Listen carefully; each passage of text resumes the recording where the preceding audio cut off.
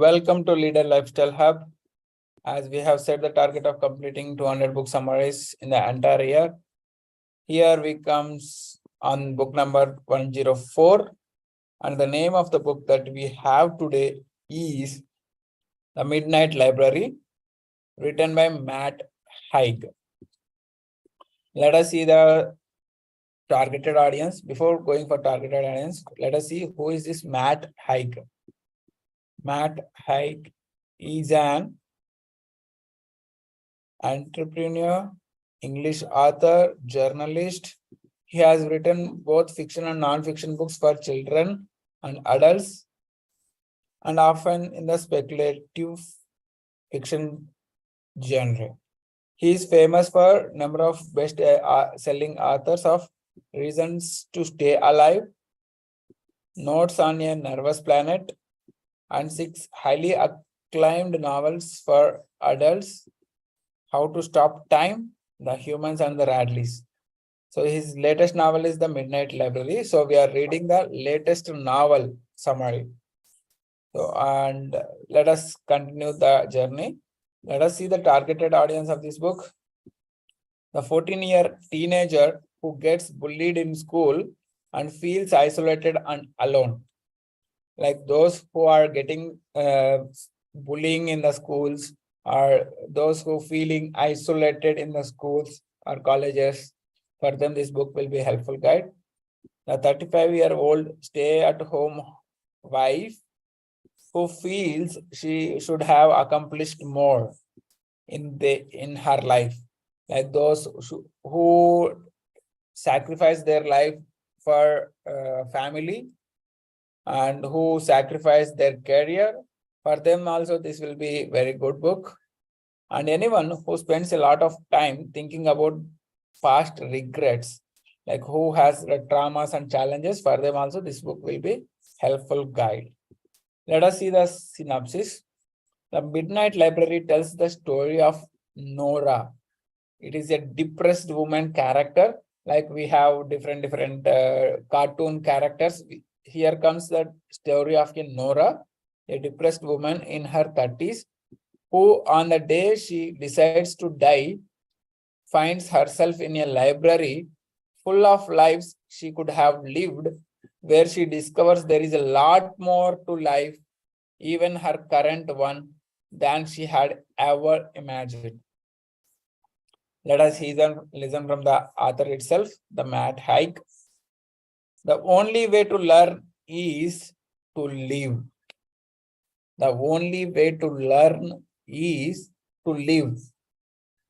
What if instead of having to live your one life, one day at a time, you could sample every life you could possibly have?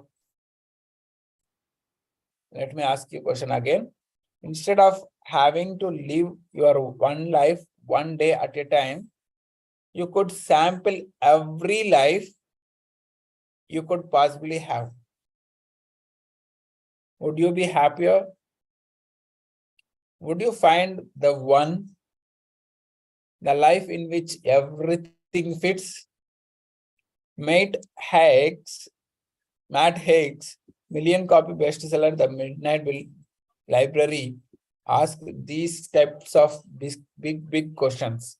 And the book follows Nora Seed, a British woman in her mid-30s, who is deeply depressed in her life. One night, she decides to commit suicide, but the overdose of sleeping pills sends her into a library between life and death. As time stands still, Nora gets to sample countless lives she could have lived. And by the end of it, one thing is clear: Nora wants to live. The Midnight Library is a beautiful book with a clever concept, masterfully executed by Matt Haig. It is easy to read, full of great quotations, smart references, and even some poems and lyrics Nora wrote in her other lives.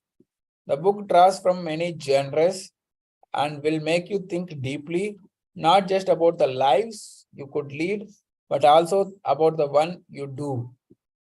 A magnificent thought experiment with a wonderful conclusion. Let us see the top 3 lessons.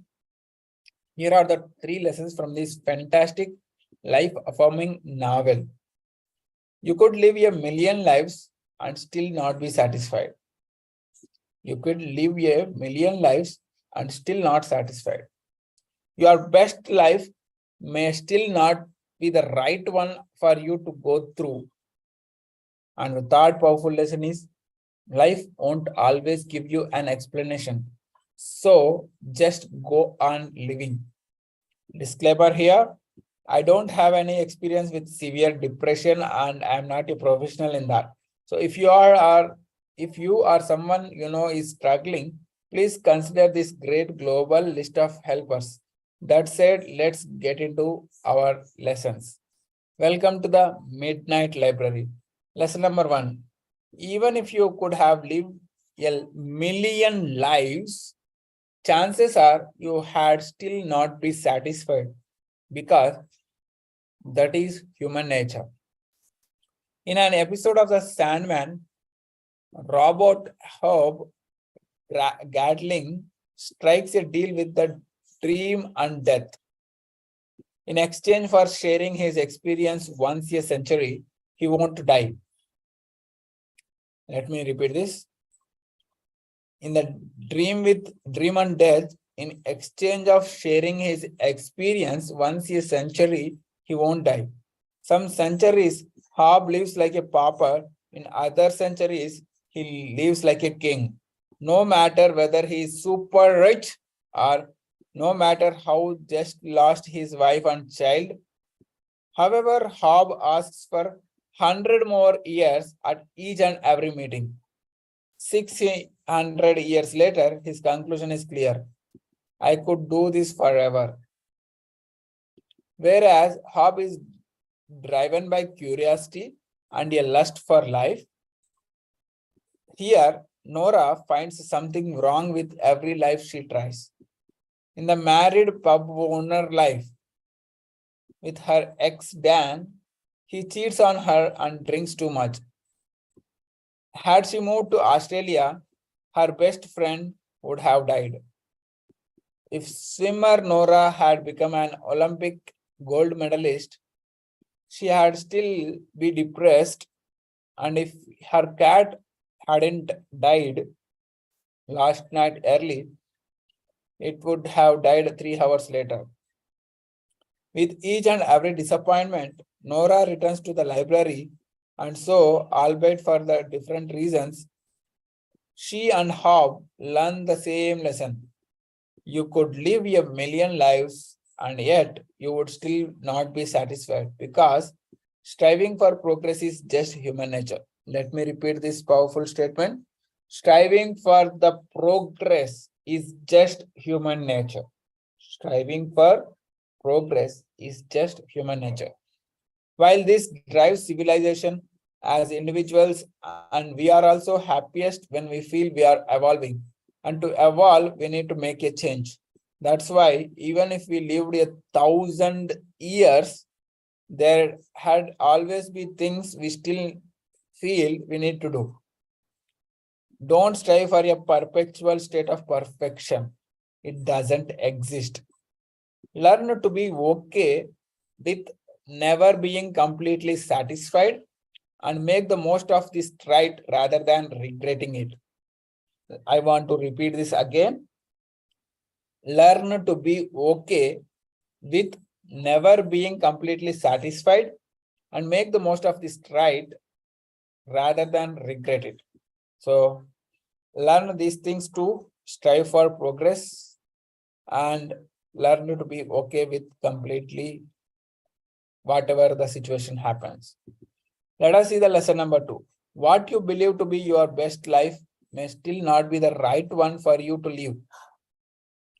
After Nora had tried being a glaciologist, being a rock star, and owning a vineyard, Nora finally finds a life that seems to fit like a glove, like how we wear the gloves into the hands. She is married to her hot neighbor Ash, who is a surgeon. They have a daughter and a dog. The couple lives in Cambridge, and Nora is a philosophy professor. In other words, everything is perfect.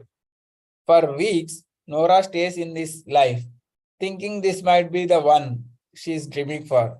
But eventually, she realizes she must leave it behind. For one, Nora has not earned this life. She wants it, but unless she can achieve it through her own actions, she will never fully enjoy it. For another, the perfection of Nora's life came at the expense of who she left behind. A boy she originally gave piano lessons to ends up being a criminal. Here is another example. When Nora given a boy a piano lessons and he became a criminal because Nora never opened the door to being a musician for him. Usually we imagine our best lives as devoid of sacrifice. Everything is supposed to be easy, but what if that easiness hurts people we care about? Wouldn't we rather make some compromises or adjustments thus we see them happy too? Your best life will only feel as good as you feel you actually deserve it. And to deserve it, ironically, you will likely have to make some painful sacrifices. Ultimately, best is not about achievement. It's about making choices we are proud of. And whatever that life ends up looking like, even if it is far from perfect, we will be happy that we are in it. Let me repeat this. Whatever that life ends up looking like, even if it is far from perfect, we will be happy that we are in it. Means as we are in the life, enjoying that, and we will be happy whether it is perfect or not. Let us see the lesson number 3. You don't have to understand life, you just have to live it. As the midnight library collapses, Nora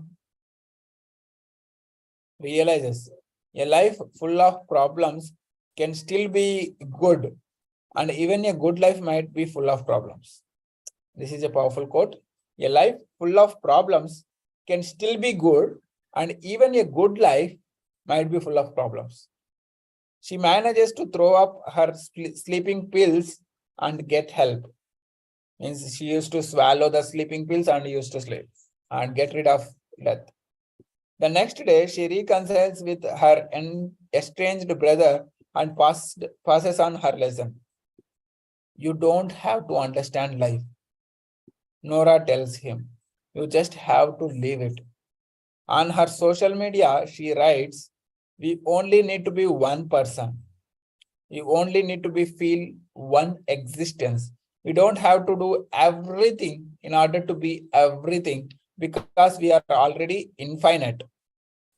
While we are alive, we always contain a future of multifarious possibility. We can't tell if any of those other versions of us would have better or worse. In another post, she wrote like this. We can't tell if any of other versions of you would have been better or would have been worse. But we can tell that our actual lives are happening right in front of us. And that is happening, we have to focus on. In life, you won't get an explanation of every breakup, let alone a what if report outlining all your alternate realities. If you focus on the life you have, however, you won't need either of those things. All we have to do is live one day at a time and trust that in that existence, everything that's needed will be contained. So here are the 3 action steps that you can take care of. Enjoy the present moment, be kind of those around you, and ask for help when you need it. May you never end up at the midnight library where Nora decided for committing suicide.